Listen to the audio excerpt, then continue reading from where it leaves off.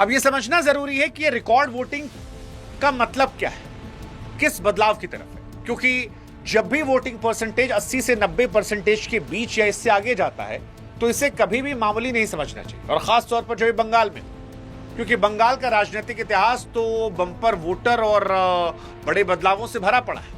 आप 2011 का ऐतिहासिक चुनाव याद कीजिए।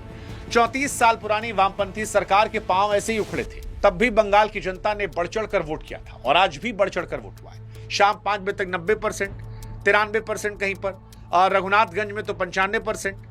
यानी बंगाल की जनता ने स्पष्ट कर दिया है कि केवल घर पर बैठकर वो चुनाव पर चर्चा नहीं करेंगे, केवल टीवी सोशल मीडिया तक उनकी कहानी नहीं रहने वाली है, बल्कि वो सीधे सीधे चुनावी व्यवस्था में हस्तक्षेप करेंगे।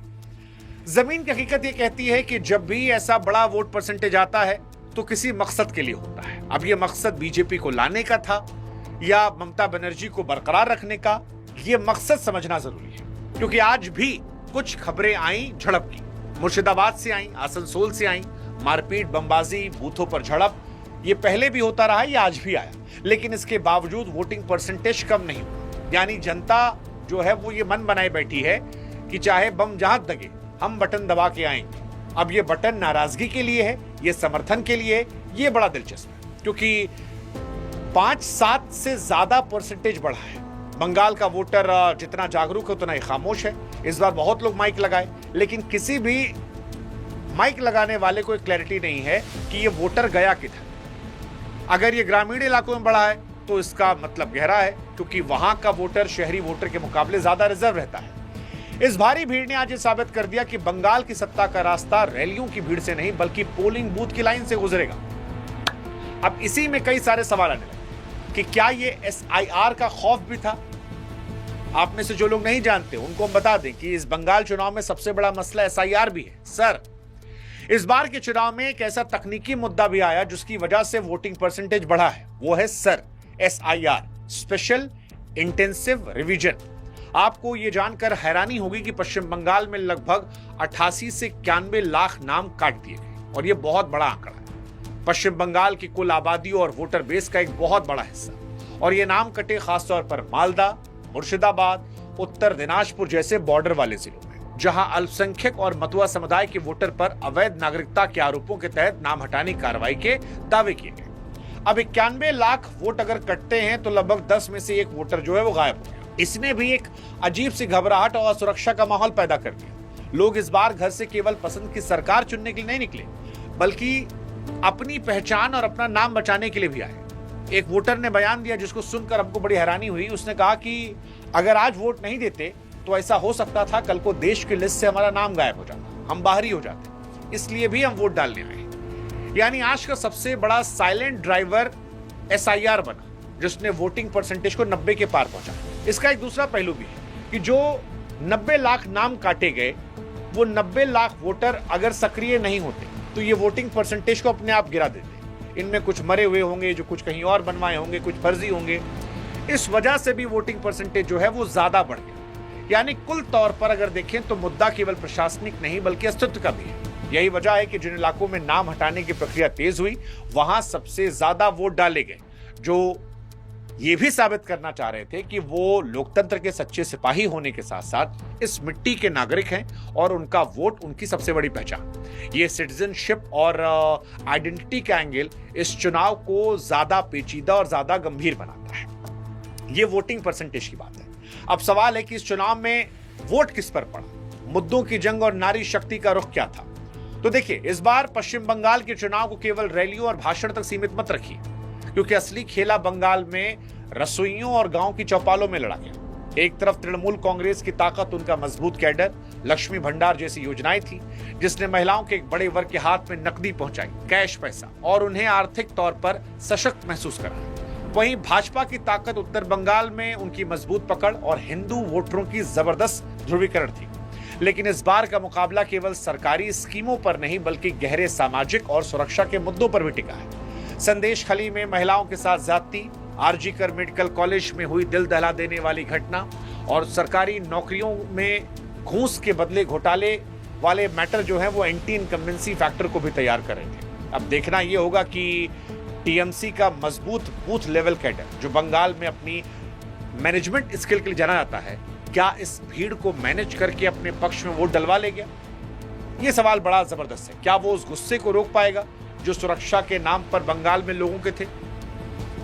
डेटा यह कहता है कि बंगाल में महिला वोटर की संख्या पुरुषों के मुकाबले ज्यादा होती है, लेकिन सवाल यह है कि महिलाओं ने इस बार बंगाल में क्या देख के वोट किया? क्या वो लक्ष्मी भंडार के लिए आई थी या सुरक्षा वाले मसले पर वो बीजेपी का साथ दे रही थी? क्योंकि ये दोनों तरफ से बातें चल रही हैं। एक तरफ संदेश खली वाली घटनाएं हैं जो सुरक्षा का सवाल उठाती हैं, दूसरी तरफ लक्ष्मी भंडार है जहां पर शुक्रिया कहने महिलाएं भी आ सकती हैं। तो जब एक मां और एक बेटी बूथ तक पहुंच रही है तो उसके दिमाग में क्या वो राशन चल रहा है या हिफाजत चल रहा है, ये देखना दिलचस्प होगा और यही इस चुनाव का एक बड़ा ट्रिकी पॉइंट हो सकता है। हालांकि इसमें एक थ्योरी और है जो हमें बड़ी ट्रिकी लगती है, डार्क हॉर्स एंगल, तीसरा खिलाड़ी। अक्सर जब भी बंगाल की राजनीति की बात होती है तो केवल बीते कुछ चुनावों में दो तरफा बनाता है, टीएमसी वर्सेस बीजेपी।